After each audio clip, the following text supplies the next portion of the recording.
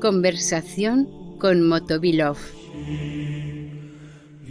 La vida cristiana bajo la acción del Espíritu Santo. San Serafín de Sarov. Segundo y último audio.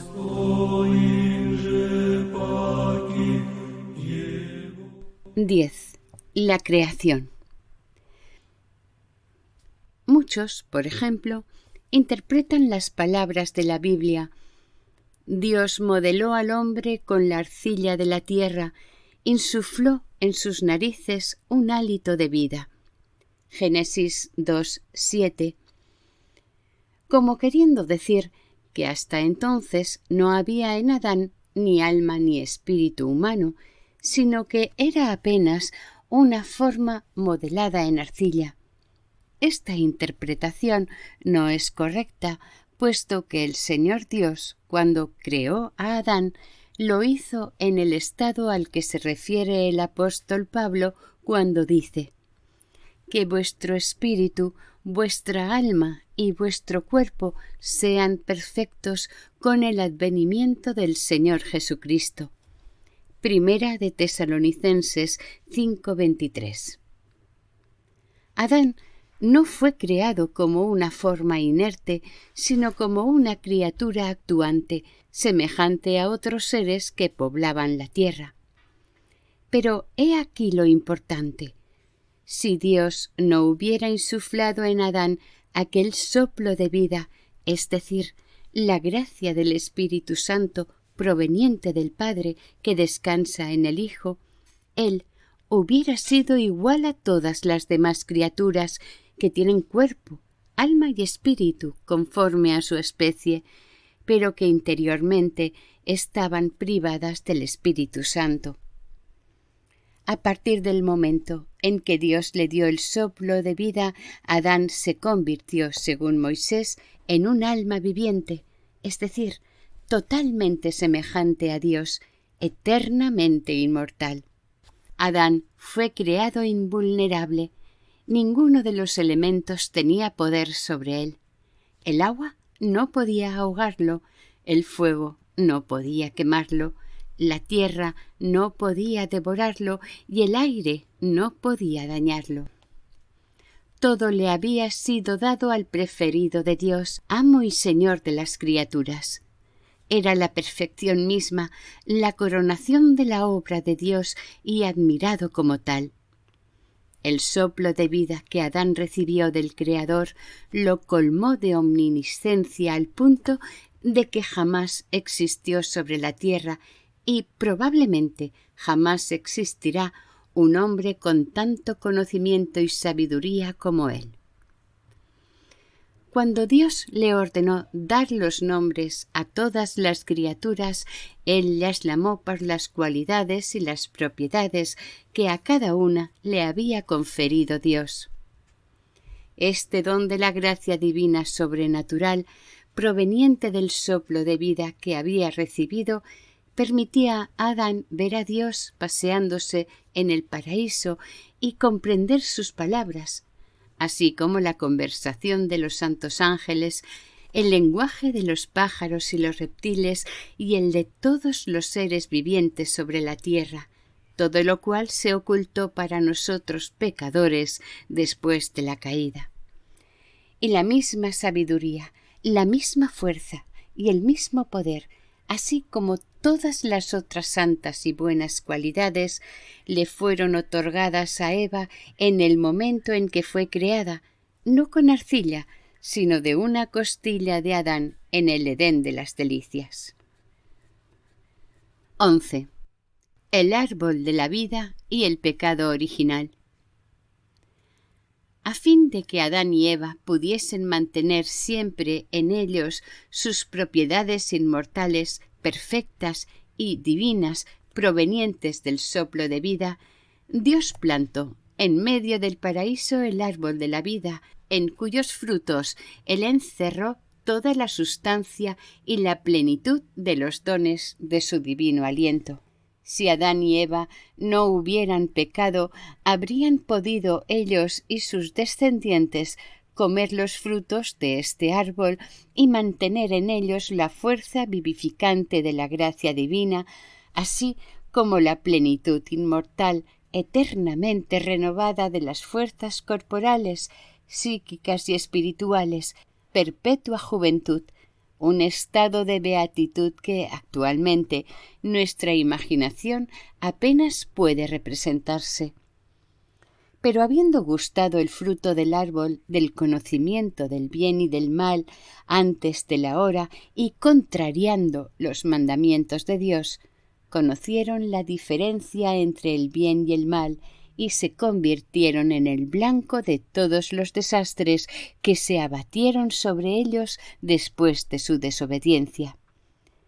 Perdieron el don precioso de la gracia del Espíritu Santo y, hasta el advenimiento a la tierra de Jesucristo, Dios hombre, el Espíritu, no estuvo en el mundo. 12. El Espíritu de Dios en el Antiguo Testamento.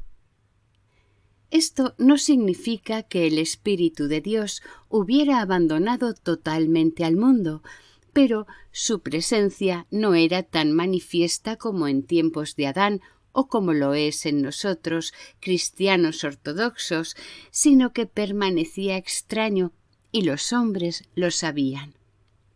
Así, por ejemplo, muchos secretos concernientes a la salvación futura de la humanidad fueron revelados a Adán y Eva después de la caída.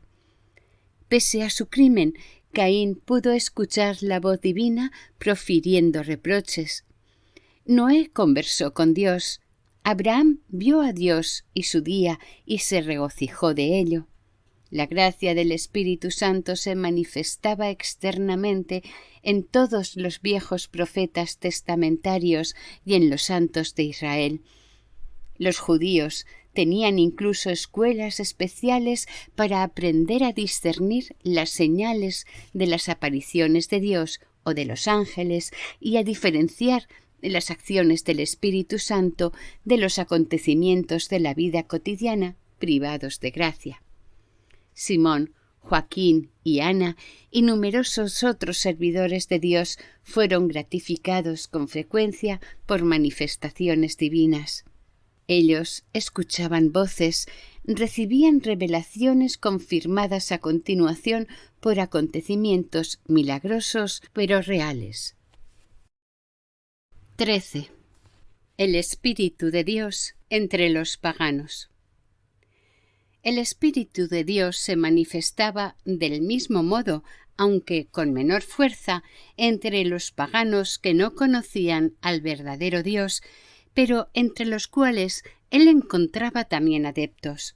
Las vírgenes profetisas, por ejemplo, las sibilas, cuidaban su virginidad para un Dios desconocido, pero no obstante un Dios a quien se estimaba como el creador del universo, el todopoderoso gobernando el mundo.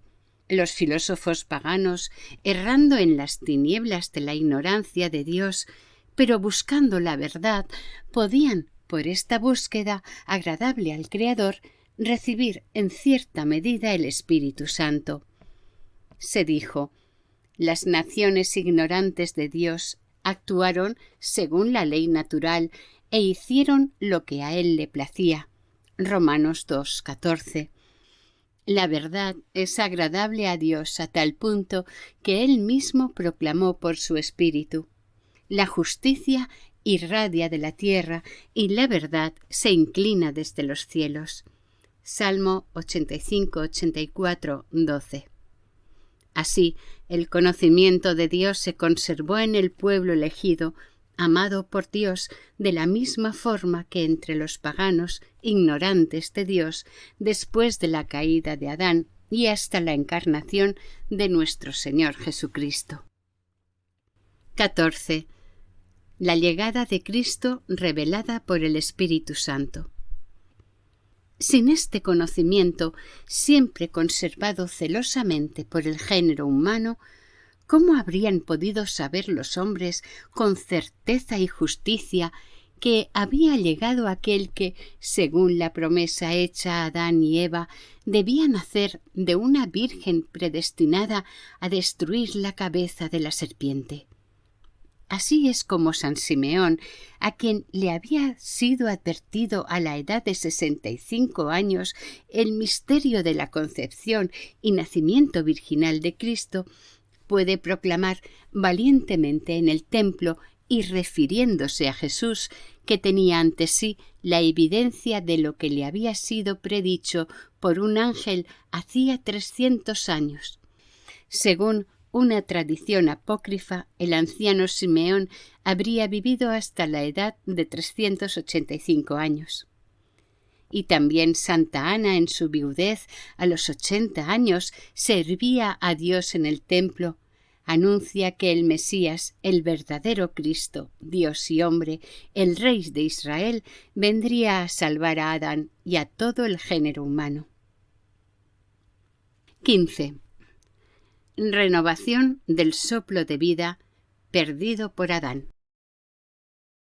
Cuando nuestro Señor Jesucristo, terminada su obra, resucita de entre los muertos, sopla sobre los apóstoles, renovando el hálito de vida del que gozaba Adán, dándoles nuevamente la gracia perdida.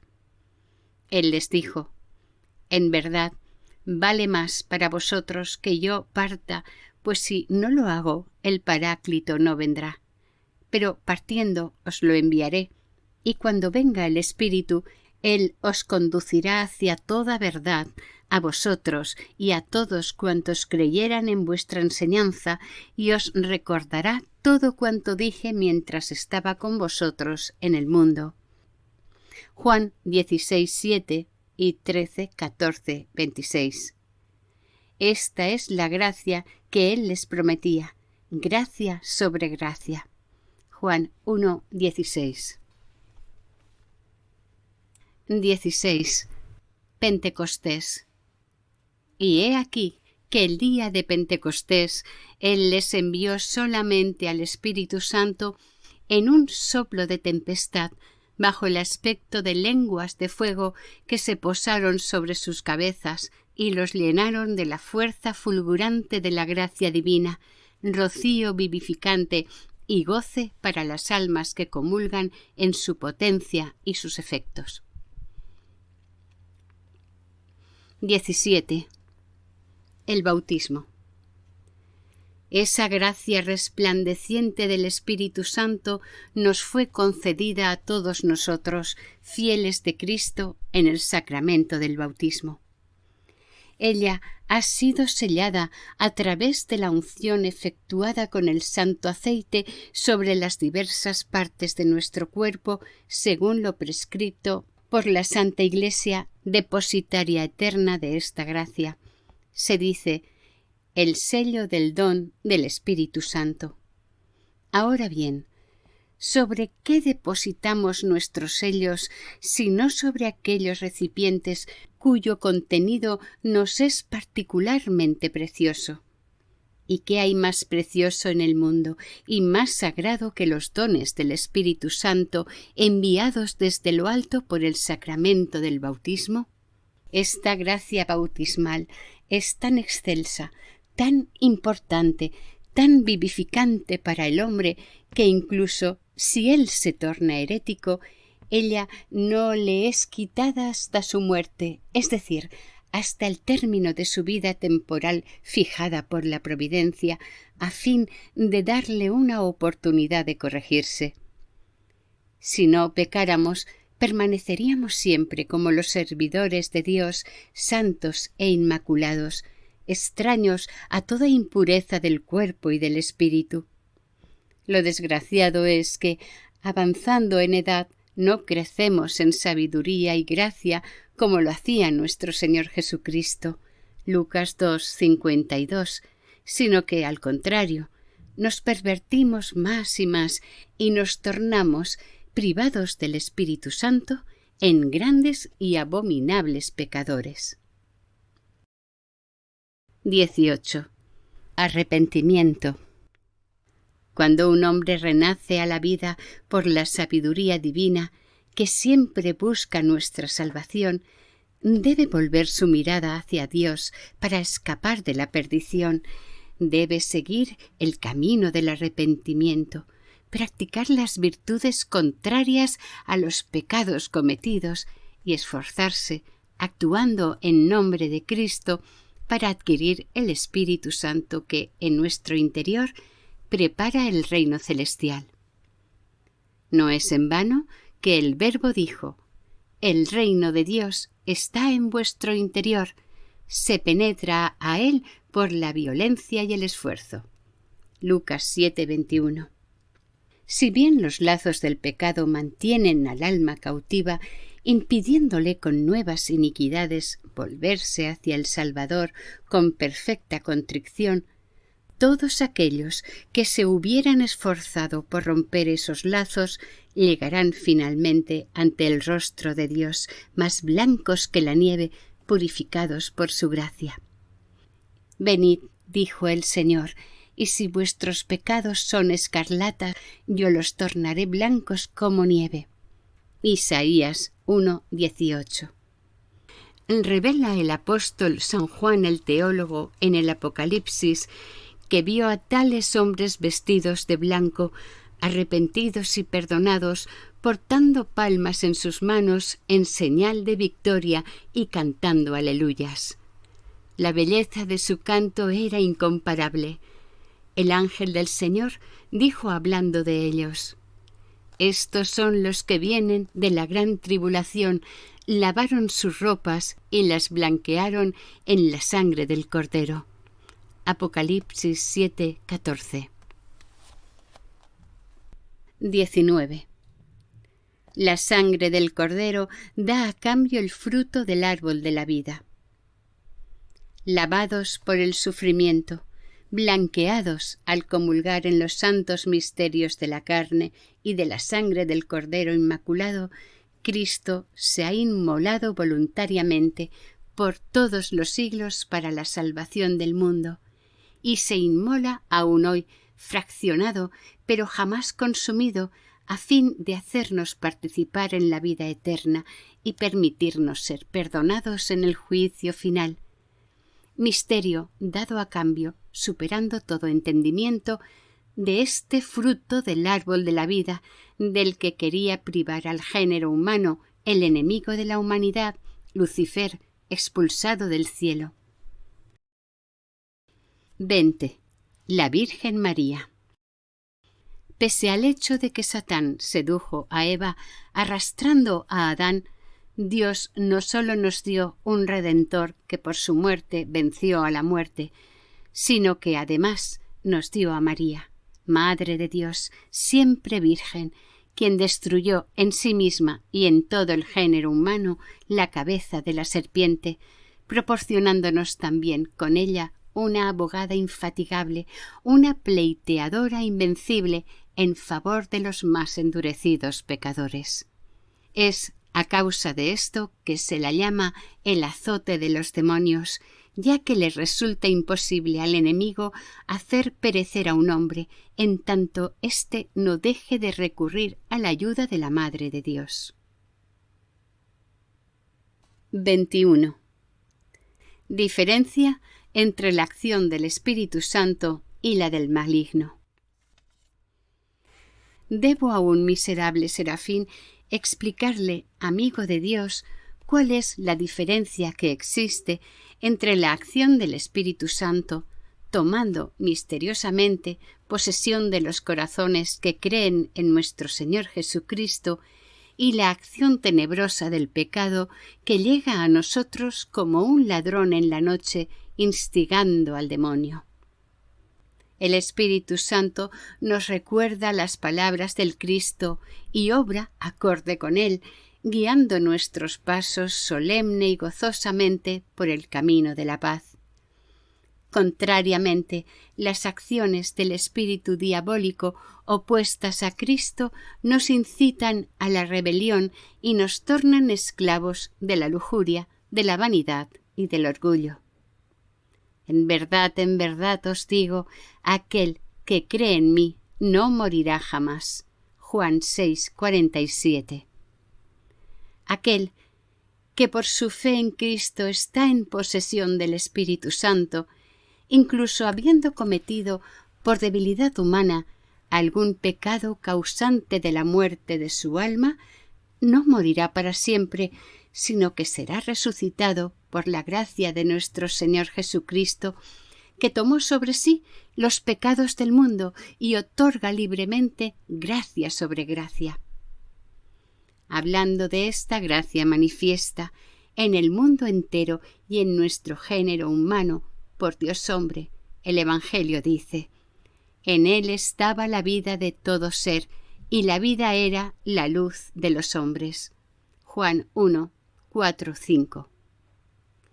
Lo cual significa que la gracia del Espíritu Santo, recibida en el bautismo, en el nombre del Padre, del Hijo y del Espíritu Santo, pese a las caídas pecaminosas y a las tinieblas que rodean nuestra alma, continúa irrigando en nuestro corazón su eterna luz divina por los inestimables méritos de Cristo. Y luego, cuando el pecador se haya volcado hacia el arrepentimiento, esta misma luz eliminará completamente los rastros de los crímenes cometidos, cubriendo al antiguo pecador con una vestimenta incorruptible tejida por la gracia del Espíritu Santo, acerca de cuya adquisición os hablo continuamente. 22. La gracia del Espíritu Santo es luz.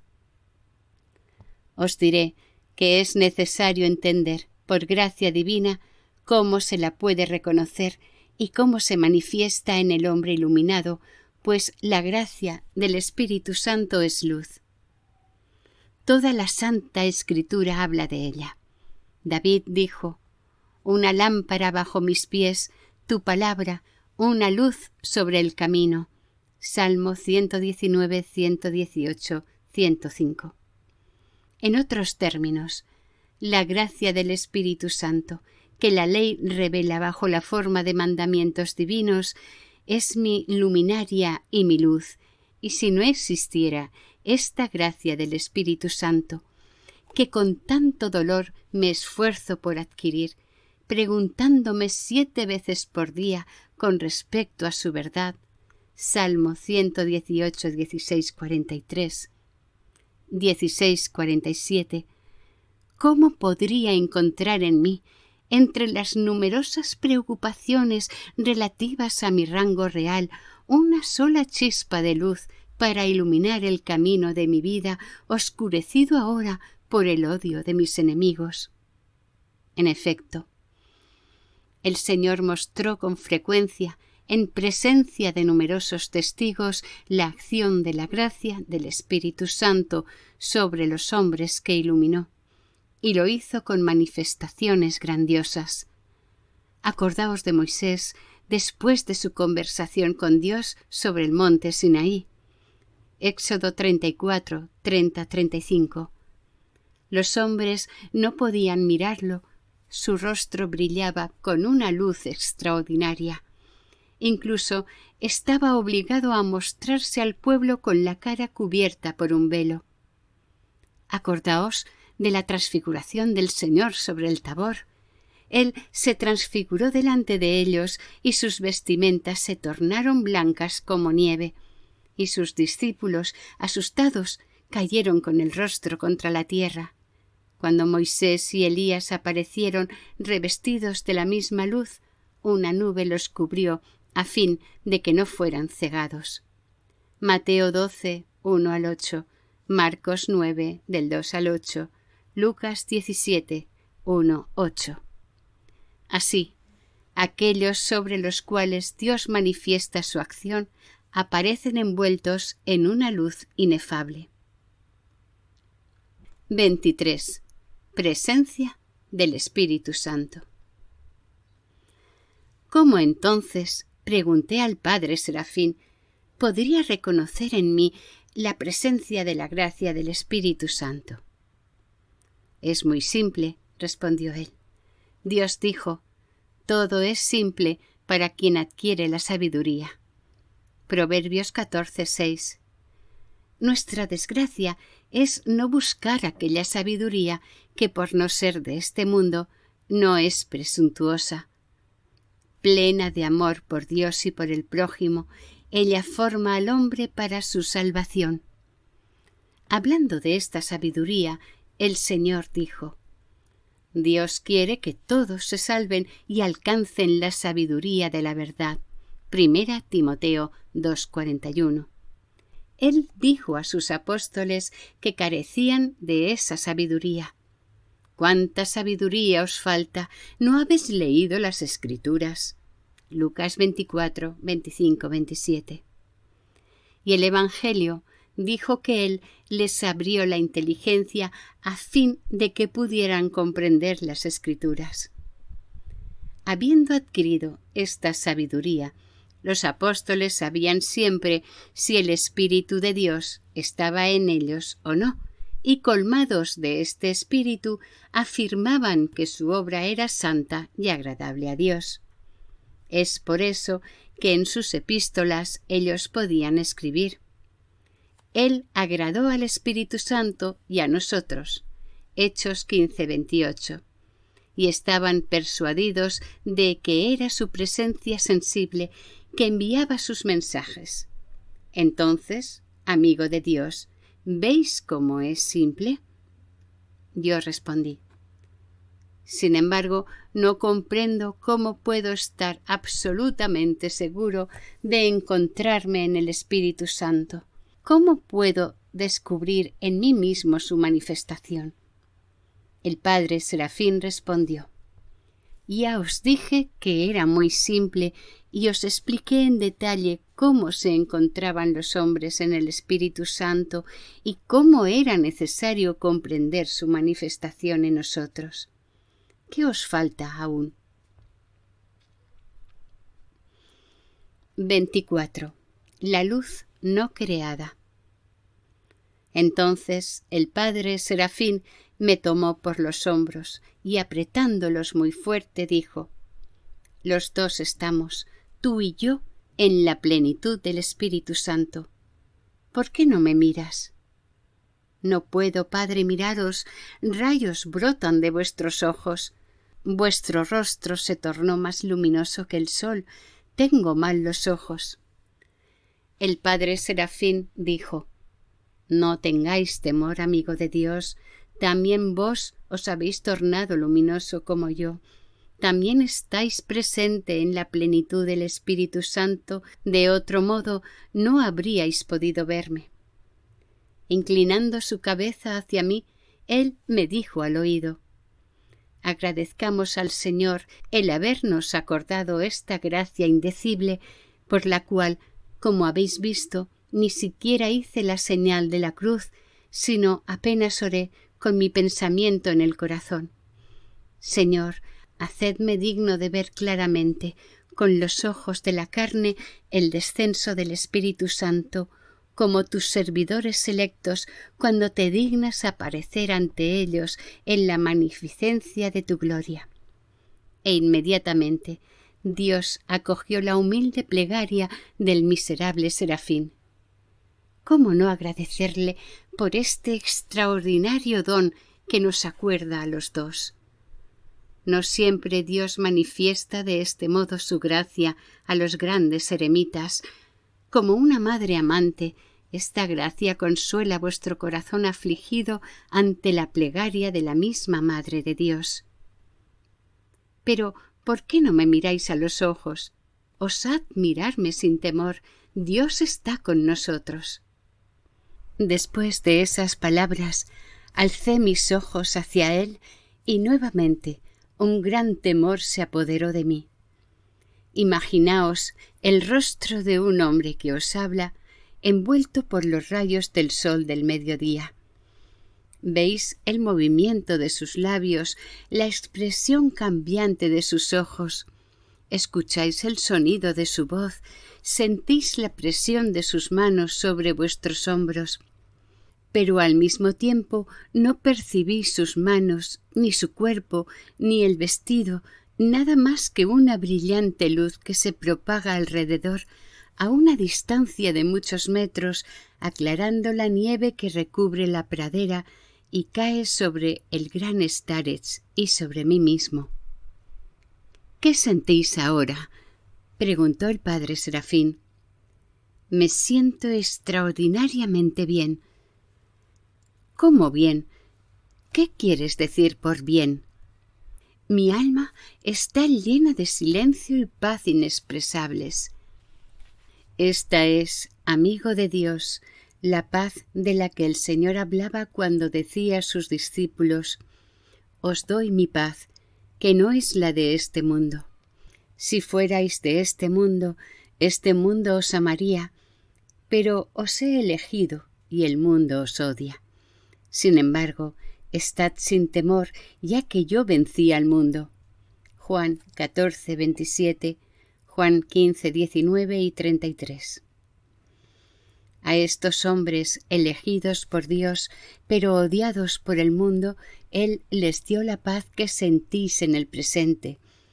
Esta paz, dijo el apóstol, que supera todo entendimiento. El apóstol la llama así porque ninguna palabra puede expresar el bienestar espiritual que siente aquel corazón donde el Señor implantó su paz. Juan 14, 27. Fruto de la generosidad de Cristo y no de este mundo, ningún bienestar terrenal puede darla. Enviada desde lo alto por Dios mismo, ella es la paz de Dios. Y ahora, ¿qué sentís? Una dulzura extraordinaria. Es la dulzura de la que hablan las Escrituras. Ellos beberán el brebaje de tu casa y tú los saciarás con los torrentes de tu dulzura. Salmo 35, 9. Ella desborda nuestro corazón, se derrama en nuestras venas, procura una sensación de delicia inexpresable. ¿Qué sentís ahora? Un gozo extraordinario en todo mi corazón. Cuando el Espíritu Santo desciende sobre el hombre con la plenitud de sus dones, el alma humana se llena de un goce indescriptible. El Espíritu Santo recrea en el goce todo lo que toca. De este goce habló el Señor en el Evangelio cuando dijo: «Una mujer que pare está en dolor, habiendo llegado su hora. Pero poniendo un niño en el mundo, ella no se acuerda más del dolor, tan grande es su goce. También vos habréis de sufrir en este mundo, pero cuando os visite, vuestros corazones estarán en el goce. Nadie os lo podrá arrebatar». Juan 16, 21, 22. Por más grande y consolador que sea el gozo que sentís en este momento, no tiene comparación con aquel del cual el Señor dijo por intermedio de su apóstol: «El goce que Dios reserva a los que lo aman está más allá de todo lo que puede verse, escucharse y sentirse a través del corazón del hombre en este mundo». Primera de Corintios 2:9. Lo que se nos acordó en el presente no es más que una cantidad a cuenta de este goce supremo. Y si desde ahora sentimos dulzura, júbilo y bienestar, ¿qué decir de ese otro goce que nos está reservado en el cielo después de haber llorado aquí abajo? Ahora, amigo de Dios, nos toca obrar con todas nuestras fuerzas para subir de gloria en gloria y constituir ese hombre perfecto en la fuerza de la edad que realiza la plenitud de Cristo. Efesios 4:13. A los que esperan en el Señor les nacen alas como a las águilas, caminan sin descanso y corren sin fatiga. Ellos renuevan sus fuerzas. Lucas 40:31. Ellos marcharán de altura en altura y Dios se les aparecerá en Sión. Salmo 84, 83, 8.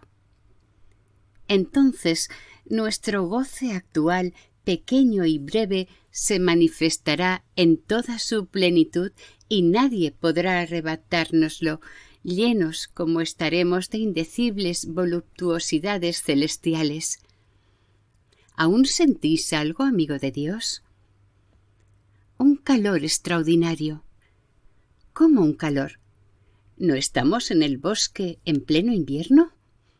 La nieve está bajo nuestros pies, estamos casi cubiertos por ella y continúa cayendo. ¿De qué calor se trata? De un calor comparable al de un baño de vapor. ¿Y el olor es como el del baño? Oh, no, nada sobre la tierra puede compararse a este perfume. Recuerdo que cuando mi madre vivía, yo amaba danzar y siempre que iba a los bailes, ella me rociaba con perfumes que compraba en los mejores negocios de Kazán, pero su aroma no era comparable al que ahora percibo. El padre Serafín sonrió. Lo sé, mi amigo, tan bien como vos, y es por eso que os lo pregunto. Es verdad, ningún perfume terrenal puede compararse al lindo olor que respiramos en este momento, el buen olor del Espíritu Santo. ¿Qué puede ser semejante a él sobre la tierra? Dijisteis hace un instante que hacía calor, como en el baño. Pero mirad, la nieve que nos cubre, a vos y a mí, no se derrite, así como la que está bajo nuestros pies. Entonces el calor no está en el aire, sino en nuestro interior. Este calor es el que pedimos al Espíritu Santo en la plegaria, que tu Espíritu Santo nos caliente. Este calor permitía a los eremitas, hombres y mujeres, no temer al invierno, envueltos como estaban en un tapado de piel, en una vestimenta tejida por el Espíritu Santo. Así debería ser en realidad la gracia divina habitando en lo más profundo de nuestro ser, en nuestro corazón. El Señor dijo: «El reino de los cielos está en vuestro interior». Lucas 17:21. Por reino de los cielos, Él entiende la gracia del Espíritu Santo. Este reino de Dios ahora está en nosotros. El Espíritu Santo nos ilumina y nos abriga. Él impregna el ambiente de variados perfumes, regocija nuestros sentidos y baña nuestros corazones de un gozo indecible. Nuestro estado actual es semejante a aquel del que dijo el apóstol Pablo: «El reino de Dios no es el comer y el beber, sino la justicia, la paz y el goce por el Espíritu Santo». Romanos 14:17. Nuestra fe no se basa sobre palabras de sabiduría terrenal, sino sobre la manifestación del poder del Espíritu. Este es el estado en el que vivimos actualmente y que el Señor tenía en vista cuando decía: «Os lo digo en verdad, algunos de los que están aquí presentes no morirán hasta que no hayan visto el reino de Dios llegar con poder». Marcos 9:1. He aquí, amigo de Dios, el gozo incomparable que el Señor se dignó en recordarnos: estar en plenitud del Espíritu Santo. Esto es lo que entendió San Macario el egipcio cuando escribió: «Yo mismo estuve en la plenitud del Espíritu Santo». Humildes como somos, el Señor también nos llenó de la plenitud de su Espíritu. Me parece que a partir de ahora no tendréis que interrogarme más sobre la manera en que se manifiesta en el hombre la presencia de la gracia del Espíritu Santo. ¿Permanecerá esta manifestación grabada para siempre en vuestra memoria? No sé, Padre, si Dios me hará digno de recordarla siempre con tanta nitidez como ahora. 25. Difusión del mensaje. Y yo, respondió el starets, estimo que al contrario, Dios os ayudará a guardar todas estas cosas para siempre en vuestra memoria, De otro modo, no habría sido tocado tan rápidamente por la humilde plegaria del miserable serafín y no habría acogido tan rápido su deseo. Además, no es a vos a quien se le otorgó ver la manifestación de esta gracia, sino por vuestro intermedio al mundo entero. Tened la seguridad de que seréis útil a otros. 26. Monje y laico. En cuanto a nuestros diferentes estados de monje y de laico, no os inquietéis. Dios busca ante todo un corazón lleno de fe en Él y en su único Hijo, el cual envía desde lo alto, como respuesta, la gracia del Espíritu Santo. El Señor busca un corazón lleno de amor por Él y por el prójimo. Hay allí un trono sobre el cual Él ama sentarse y donde aparece en la plenitud de su gloria. Hijo, dame tu corazón y el resto yo te lo daré aumentado. El corazón del hombre es capaz de contener el reino de los cielos. Buscad primero el reino de los cielos y su verdad, dijo el Señor a sus discípulos, y el resto os será dado por añadidura, ya que Dios, vuestro Padre, sabe de qué tenéis mayor necesidad. Mateo 6, 33.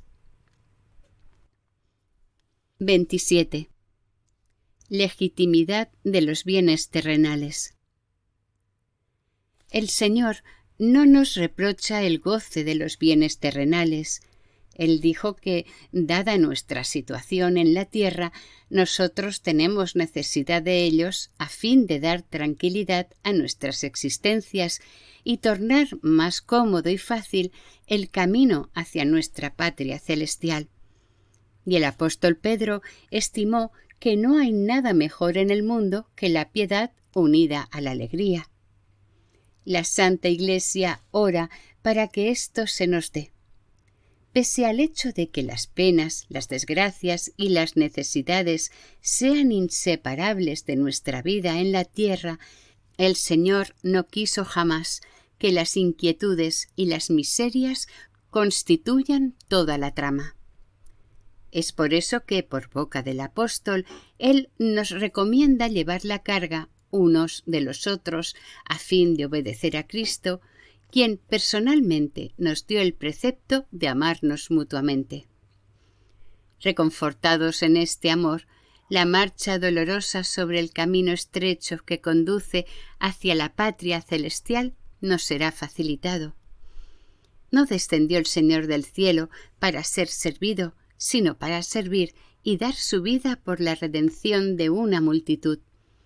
Mateo 20, 28, Marcos 10, 45. Actuad de la misma forma, amigo de Dios, y consciente de la gracia de la que habéis sido visiblemente el objeto, comunicadla a todo hombre que desea su salvación. 28. Actividad misional. La mies es mucha, dijo el Señor, pero los obreros pocos. Mateo 9, 37, 38, Lucas 10, 2. Habiendo recibido los dones de la gracia, somos llamados a trabajar cosechando las espigas de la salvación de nuestros prójimos para entrojarlos, numerosos, en el reino de Dios, a fin de que reporten sus frutos unos 30, los otros 60 y otros 100. Estemos atentos a fin de no ser condenados con el servidor perezoso que sepultó la mina confiada a él, sino que tratemos de imitar a los servidores fieles que rindieron al Maestro uno en lugar de 2 minas 4 y el otro en lugar de 5 minas 10. Mateo 25, 14, 30, Lucas 19, 12, 27. En cuanto a la misericordia divina, no se debe dudar de ella. Podéis ver por vos mismo que las palabras del profeta «Yo no soy un Dios lejano», Juan 23, 23, se realizaron en nosotros. 29. Poder de la fe. Apenas yo, miserable, hice el signo de la cruz, apenas deseé en mi corazón que el Señor nos torne dignos de ver su misericordia en toda su plenitud, inmediatamente Él se apresuró en acoger mi deseo. No lo dije para glorificarme, ni para mostraros mi importancia y volveros celoso, o para que penséis que es a causa de que soy monje, en tanto que vos sois laico. No, amigo de Dios, no. El Señor está próximo a los que lo invocan. El Padre ama al Hijo y pone todo en sus manos siempre que nosotros amemos a nuestro Padre Celestial verdaderamente como hijos. El Señor escucha igualmente a un monje y a un hombre, a un simple cristiano. Siempre que ambos sean ortodoxos, tengan la verdadera fe, amen a Dios desde el fondo de su corazón y posean una fe grande como un grano de jenave. Mateo 13, 31, 33, Marcos 4, 30, 32, Lucas 13, 16, 19. Los dos moverán montañas. Marcos 11, 23. Así es como un solo hombre pone a 1000 en huida y como 2 persiguen a 10.000. Deuteronomio 32, 30. Dijo el mismo Dios: todo es posible para aquel que cree. Marcos 9, 23. Y el santo apóstol Pablo afirmó: yo puedo todo con Cristo que me fortifica. Filipenses 4, 13. Más maravillosas aún son las palabras del Señor concernientes a los que creen en Él. Aquel que cree en mí hará también las obras que hice y las hará más grandes, porque yo voy hacia el Padre, y todo lo que pidáis en mi nombre lo haré, a fin de que el Padre sea glorificado en el Hijo. Si vos pedís alguna cosa en mi nombre, yo lo haré. Juan 14, 12, 14. Y oraré por vosotros a fin de que vuestro goce sea perfecto. Hasta el presente nada habéis pedido en mi nombre.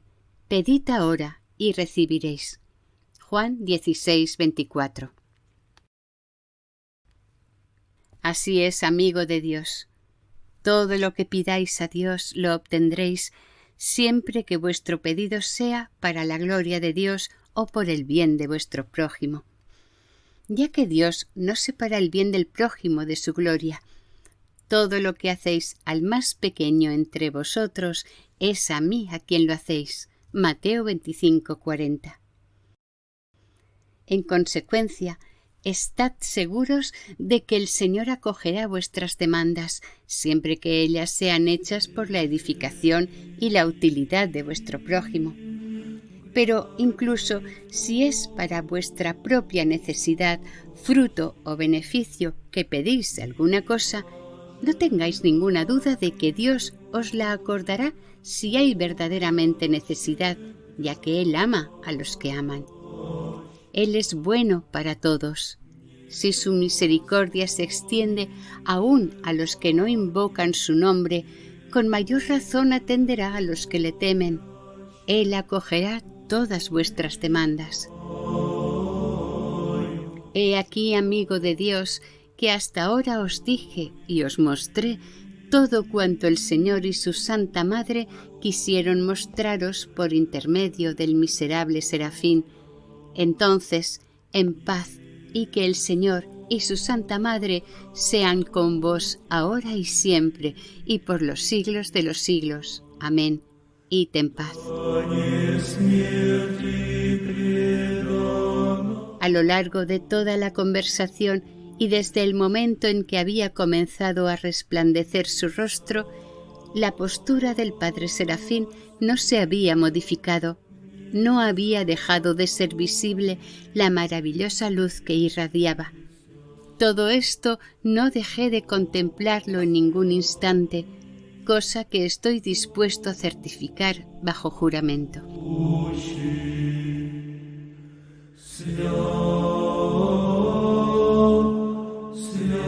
Fin de la conversación con Motovilov. San Serafín de Sarov. Segundo y último audio.